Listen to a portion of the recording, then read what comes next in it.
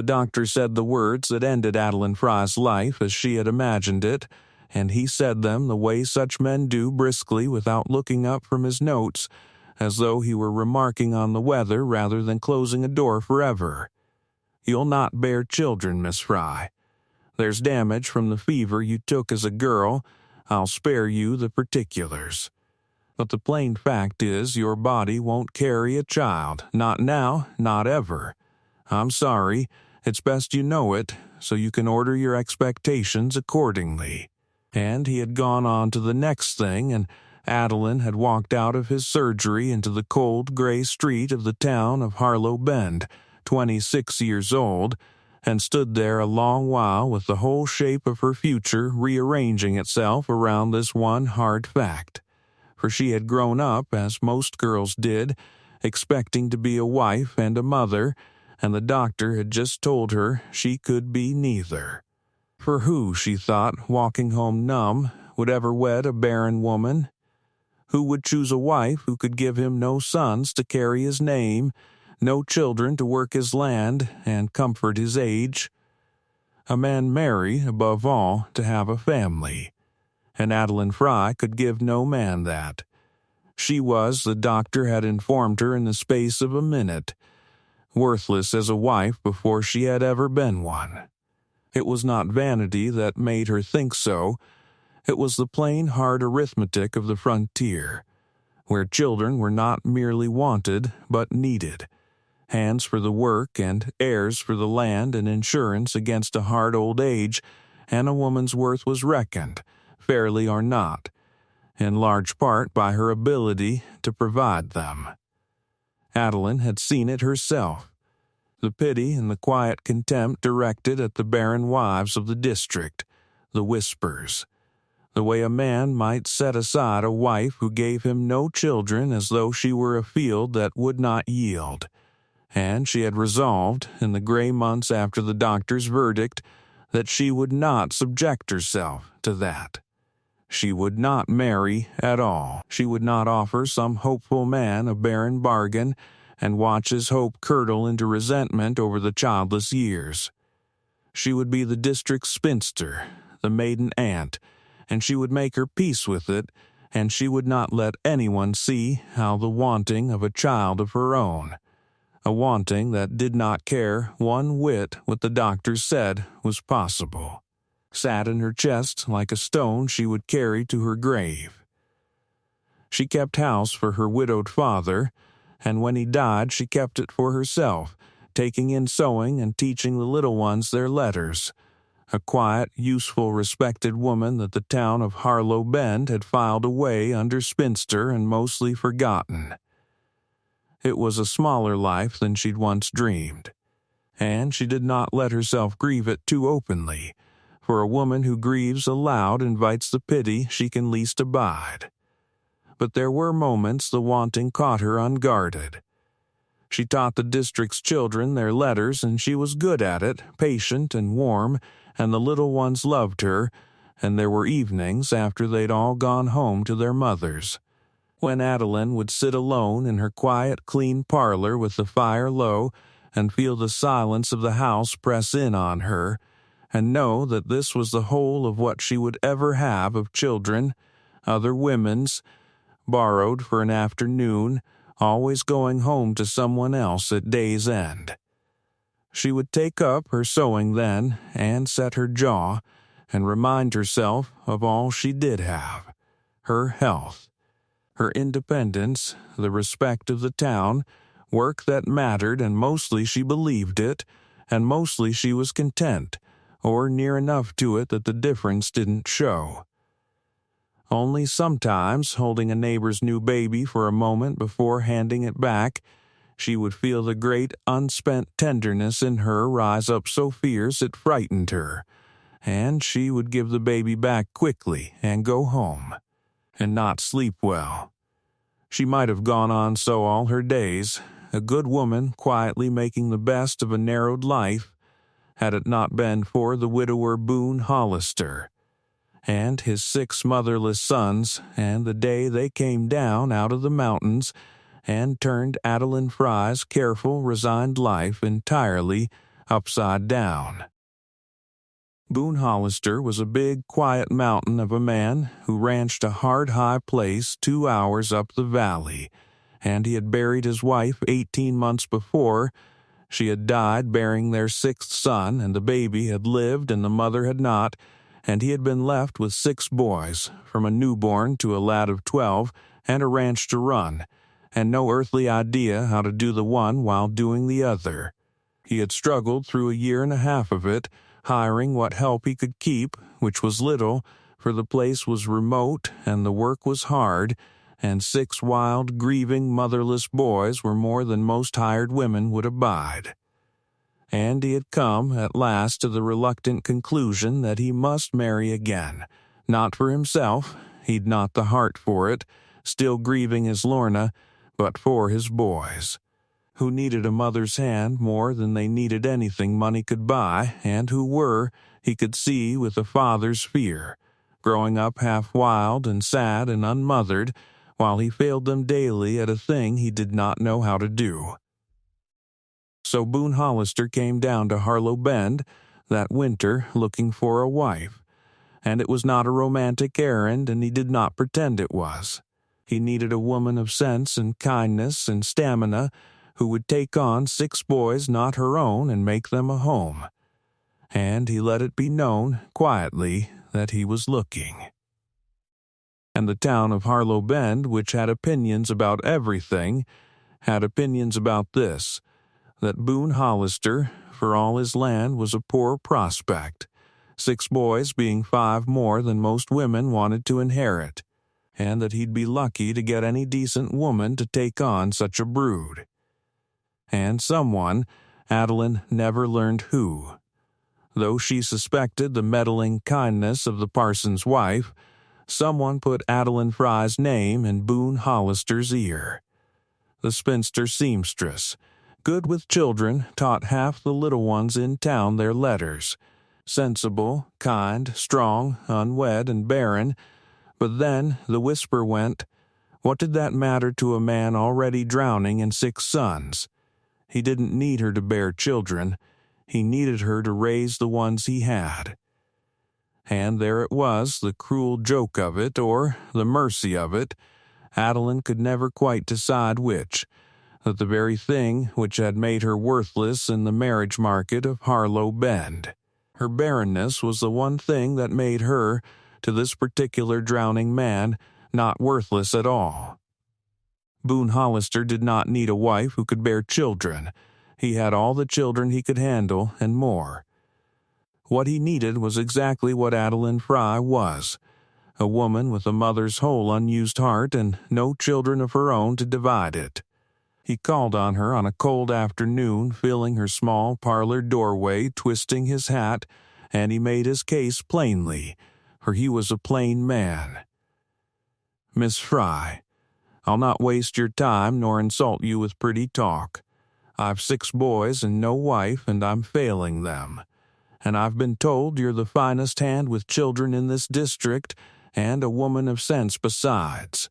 I've a good ranch, a warm house, and I'll be a decent husband to you, steady and kind, though I'll be honest that my heart's mostly in the ground with my Lorna, and I've not much of it left to offer. What I'm asking is more work than most women would take on with both hands. 6 boys, 1 still in napkins, all of them grieving and half wild. But you'd be mistress of a good home, and he hesitated. I was told your circumstances, that you don't look to marry on account of the doctor's verdict about children. I want to say to you plain that it makes no difference to me. None. I've got 6 children. God's own plenty. I don't need you to give me more. I need you to help me raise the ones I've got. So the thing the whole town counts against you, it's nothing to me. Less than nothing. If anything, he stopped, went red. It seemed to me a kind of rightness in it. A woman with all that mothering in her and no one to give it to, and 6 boys with all that needing in them and no mother to take it. Seemed to me maybe the Lord fits broken pieces together sometimes, if a body's willing. He turned his hat in his hands. "Will you think on it?" He stood there a long moment in her small, warm parlor, this big man made shy by the size of what he was asking, and Adeline looked at him and at the honest, desperate hope in his weathered face, and thought that she had never in her life been asked for so much, and offered so much in the same breath. Adeline Frye did not need to think on it, though she told him she would for propriety's sake. She had felt something crack open in her chest at his plain, kind speech. At that phrase, a kind of rightness in it, at the astonishing novelty of a man looking at her barrenness and seeing not a defect but a fit, and beneath the practical arithmetic of it, beneath the 6 boys and the warm house and the steady, kind husband, there was the thing she had buried and sworn to carry silently to her grave. The great, unspent motherhood in her, the wanting of children she had believed she could never have. She could not bear children. But here were 6 who needed mothering as much as she needed to mother. And the wanting she had thought was a life sentence turned out to be, in the strange arithmetic of grief and need, exactly the thing that qualified her. She said yes within the week. They were married quietly, and Adeline went up the valley to the Hollister ranch, and she met her 6 sons, and if she had thought her heart was prepared, she was wrong. For nothing prepares a woman for 6 grieving boys who need her. There was Ephraim, 12, the eldest, gone hard and closed and angry with the weight of a man's responsibilities on a boy's shoulders, and Asa, 10, and Reuben, 8, wild as coyotes and twice as loud, and quiet, watchful Abel, 6, who had stopped talking near as much since his mother died, and little Isaac, 4, who still cried in the night for a mother he could barely remember, and the baby, not yet 2, called Benji by his brothers, though his name was Benjamin, who had never known his mother at all, and who reached up his arms to Adeline the very first evening with a trust that broke and remade her heart in a single motion. And Adeline Frye, Adeline Hollister now, looked at the 6 of them, this whole unruly, grieving tribe of motherless boys, and felt the great dammed river of her unspent love break loose at last and pour toward them, and knew that whatever the doctor had said, whatever the town believed, she had just become a mother 6 times over in the space of one evening, and that no woman who had ever borne a child could love these 6 any harder than she was going to. It was not easy. She had no illusions that it would be, and it was not. 6 grieving boys do not accept a new mother because their father has wed her. They test and rage and grieve and push, and Adeline weathered all of it. The first weeks were a trial by fire. The house was chaos when she came to it, Boone doing his best, but a man cannot run a ranch and mind 6 boys at once. And the place showed it, the little ones half wild and dirty, the meals catch as catch can, the mending piled to the rafters, a sadness soaked into the very walls. Adeline set to it the way she set to everything, steady and unhurried, and by inches she brought order to the chaos, regular meals, clean clothes, a rhythm to the days that grieving children need more than they know. She learned each boy separately, for they were 6 and not 1, learned that Reuben and Asa fought like cats, but could not sleep unless they could hear each other breathing across the loft, learned that little Isaac's night terrors eased if she left a candle burning, learned that Abel, the silent one, would tell her things while she washed his hair that he would not say any other time. So she took to washing his hair often. She learned them the way a mother learns children, one small, hard-won fact at a time, and every fact she learned was a stitch binding her closer to boys the world said were not hers. 12-year-old Ephraim was the hardest. He had been the man of the house for 18 months, had helped bury his mother and half-raised his baby brother. And he did not want a replacement for the mother he'd lost, and he did not trust this stranger not to be one more thing that left, and he fought Adeline at every turn with a cold 12-year-old fury that would have broken a lesser woman. He was rude to her, and defiant, and once, in a black rage, he told her flat that she was not his mother, and never would be, and he wished his father had never brought her, that she should go back to town where she belonged. And Adeline, who might have been forgiven for anger, had only looked at the furious grieving boy and said quietly, "You're right. I'm not your mother. Your mother was Lorna Hollister, and she loved you, and no one will ever take her place, least of all me. I'd not dream of trying. I didn't come here to be her. I came here to help take care of what she loved most in the world, which was you and your brothers. That's all. You don't have to love me, Ephraim. You don't even have to like me. But I'm not going anywhere, and someday, when you're ready, if you ever need a person in your corner, I'll be right here, because that's what your mother would want for you, and it's the least I can do for her."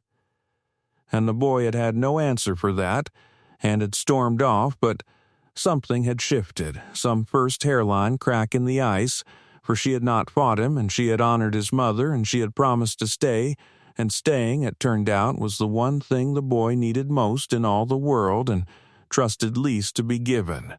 But Adeline had not spent 26 years learning patience for nothing, and she did not fight him back, and she did not try to replace the mother he grieved.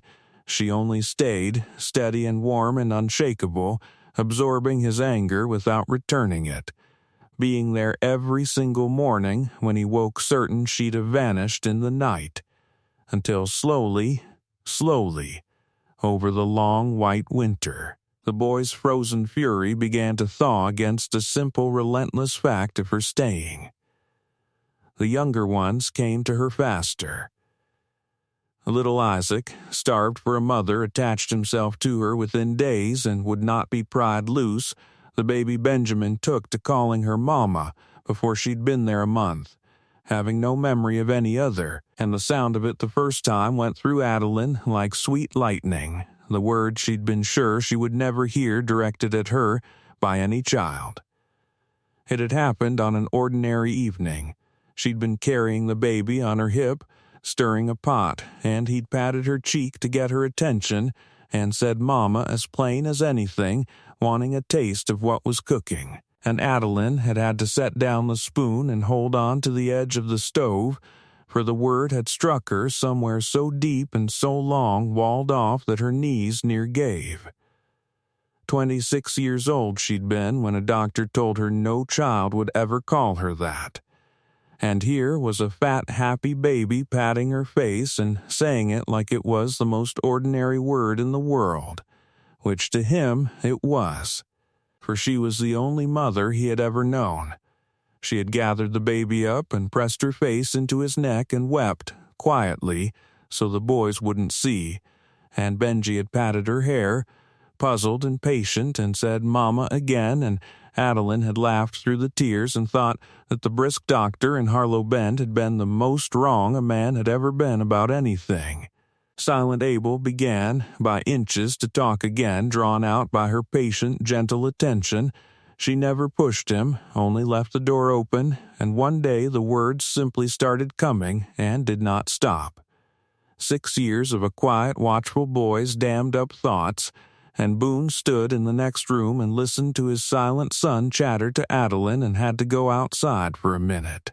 Wild Asa and Reuben were tamed not by discipline but by the discovery that this new mother would listen to them, all their boyish schemes and grievances, with a seriousness their grieving father had been too sunk in his own sorrow to manage. And Boone Hollister watched it happen, watched his broken, half-wild, grieving boys begin, one by one, to heal under the hands of the woman he'd married for exactly that purpose, and felt something happen in his own grief-frozen chest that he had not expected and did not at first know what to do with. For Boone had married Adeline for his sons, and had told her plainly his heart was in the ground with Lorna, and he had meant it. But a man cannot watch a woman pour that much patient love over his grieving children, cannot watch her sit up 3 nights running with a feverish boy, cannot watch her absorb his eldest son's fury with such steady grace, cannot watch his youngest reach up and call her mamma without something moving in him. There was a night that near undid him. One of the boys, Reuben, had taken a fever that climbed and climbed until they were both frightened, and Adeline had sat up with the child 3 nights running, cooling him and dosing him and singing to him low in the dark, and on the 3rd night, the worst, when the fever broke at last near dawn and the boy fell into a real sleep, Boone had found her asleep in the chair by the bed. Gray with exhaustion, the boy's hand still in hers, and he had stood in the doorway looking at her.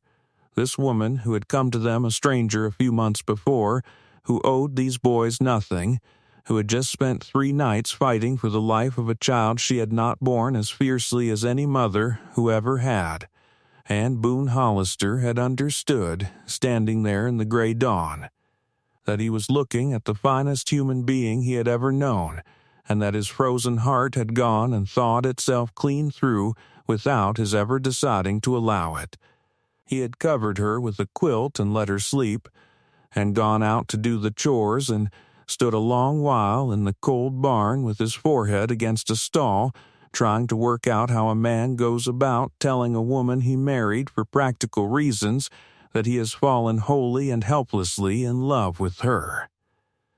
And Boone found, over that long winter, that the grief which had frozen him solid for 18 months was thawing, not because he was forgetting Lorna, he would never forget Lorna, but because the house was warm again and full of healing and love, and it is hard for a heart to stay frozen in a warm house. He found himself watching Adeline across the supper table. He found himself inventing reasons to be near her. He found himself, to his own guilty astonishment, falling in love with the wife he had married for practical reasons and told he had no heart to give.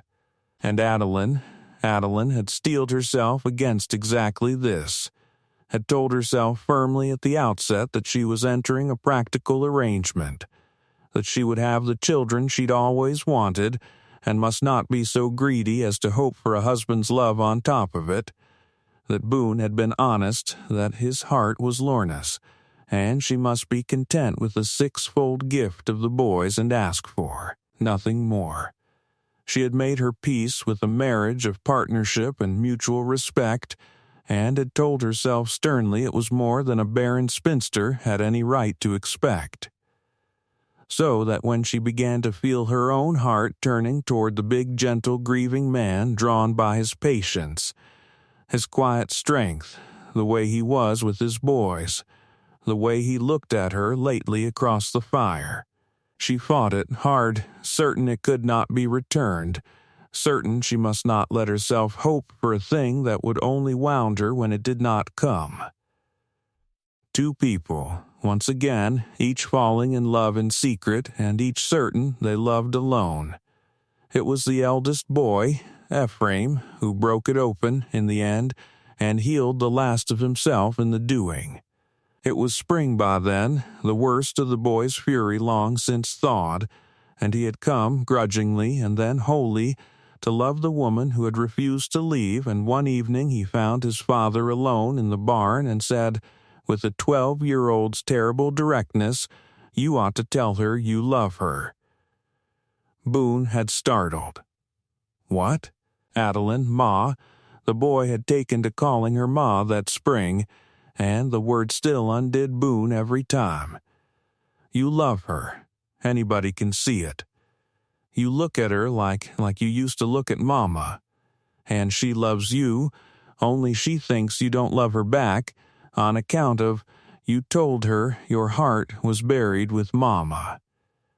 I heard you say it once. You oughtn't have said it, and you oughtn't let her go on thinking it, because it's not true anymore, and it's making her sad, and she's done nothing but make us all less sad since the day she came. So it's not right that she's the only sad one left in this house." And the boy had looked at his father, fierce and wise beyond his years, and said, "Mama would want you happy. She would. She'd have liked Adeline. Tell her, Pa and Boone Hollister, schooled in his own heart by his 12-year-old son, went and found Adeline that evening where she sat mending by the fire with the baby asleep in her lap, and he stood before her twisting his hat the way he had that first afternoon, and he said, 'I told you when I married you that my heart was in the ground with Lorna and I'd not much to offer. I need to take it back. It was true when I said it. It's not true now.'" Adeline had gone very still. "I married you for my boys," Boone said low, "and you've saved them, Adeline, every one of them. You've hauled them up out of grief with your 2 hands, and I'll be grateful for that till I die. But somewhere in the saving of them you went and saved me too, and I didn't even feel the ice going out of me till it was gone, and I find," his voice roughened, "I find I've gone and fallen in love with my own wife, which I'm told is allowed, though I never expected it. Not as a replacement for Lorna, she's got her place and always will. But there's more room in a heart than I knew, and you filled a part of mine I didn't know was empty, and I've been near a month working up the nerve to tell you, for fear you'd married us only for the children and not want an old, grieving man's late-blooming heart on top of it." He knelt down by her chair. "Do you want it? For it's yours, Adeline, whether you'll have it or no. I love you. Not for what you've done for the boys, though God knows that's a mountain. For you."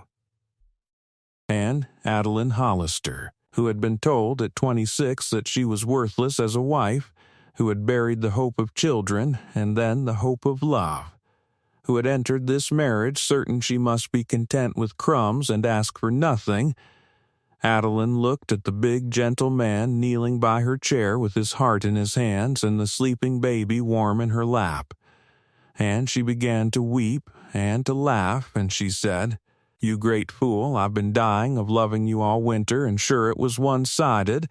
Sure a woman like me that couldn't even, that a man like you could never, and she could not finish, and did not need to, for Boone Hollister gathered his wife and his sleeping son both into his arms at once and held them, and the thing that had been frozen in both their chests since long before they met broke and ran warm and free at last. There's a thing I want you to hear," Boone said, when they had both got hold of themselves, his voice rough against her hair. "You said a woman like you that couldn't even. I want you to strike that out of your head, Adeline, for good and all. You listen to me. There's not a mother in this whole valley who's borne 10 children could love these boys of mine one particle more than you do. I've watched you, I've seen it, and I know. Whatever that doctor took from you, he didn't take one thing that matters, for the thing that makes a mother was never in the part he was talking about. It's in here. He'd laid his big hand over her heart, and you've got more of it than any woman I ever met. I didn't marry you despite what that fool said about you. I'd not have you think that. I married you, and I love you for exactly the woman you are, whole and enough and lacking nothing, and I'll spend the rest of my life proving it if you'll let me." And Adeline had wept again, but easy this time, healed. For no one had ever told her she was whole and enough and lacking nothing, and she had gone her whole life believing the opposite, and it is a powerful thing to be seen so truly by the one whose seeing matters most.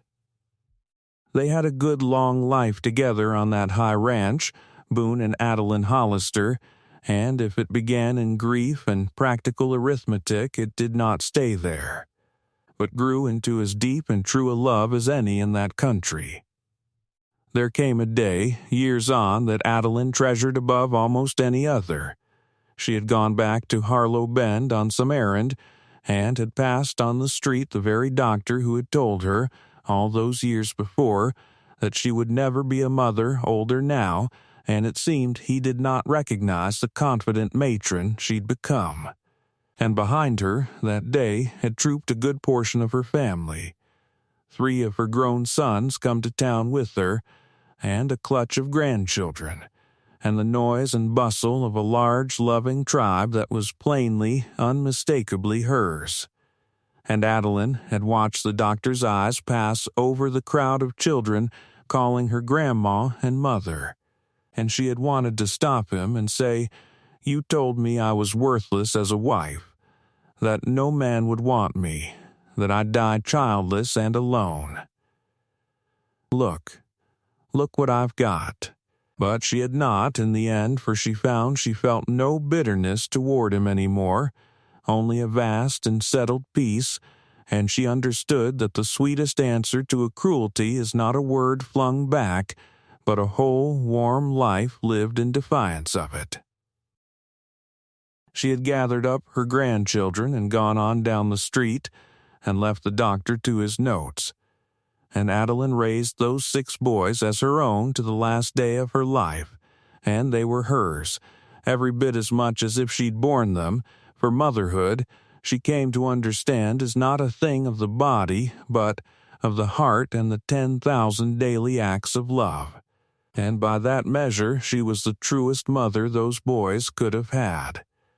They grew up strong and good and devoted to her, all 6, and when they were grown and had children of their own, Adeline had more grandchildren than any woman in the district.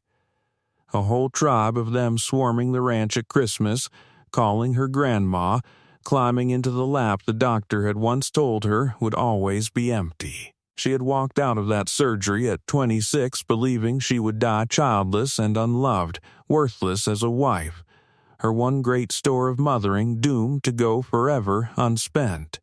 And she died at the center of the largest, warmest, most devoted family in the whole valley, surrounded by 6 sons who called her mother and a swarm of grandchildren, and a husband who had loved her past, all reckoning for 40 years, having learned the truth that the brisk doctor in the whispering town had never known, that a woman's worth was never in what her body could bear, but in what her heart could hold. And Adeline Frye, whom no man was supposed to want, had held, in the end, an entire family in hers, 6 sons no one else could manage, and the grieving mountain man who'd chosen her not to spite the thing the world counted against her, but because of it. Some doctors measure a woman by what she cannot do. Boone Hollister had measured her by what she could. And what Adeline Frye could do, it turned out, was love 6 broken boys and 1 broken man back to wholeness, which is a greater thing, in the final accounting, than bearing 100 children, and the truest mothering there ever was. She had walked into that surgery a girl with a narrow ordinary future, and walked out believing she had no future at all. And the truth, which took her years to learn and a lifetime to finish being grateful for, was that the door the doctor slammed shut that day had only ever been hiding a far bigger one behind it, one that opened, when its time came, onto 6 motherless boys, and a grieving mountain man, and the largest, warmest, most unlikely family in the whole valley. The thing the world had counted as her ruin had been, all along, the very shape of her belonging. She had only had to wait for the 6 sons who would need exactly the mother the world said she could never be.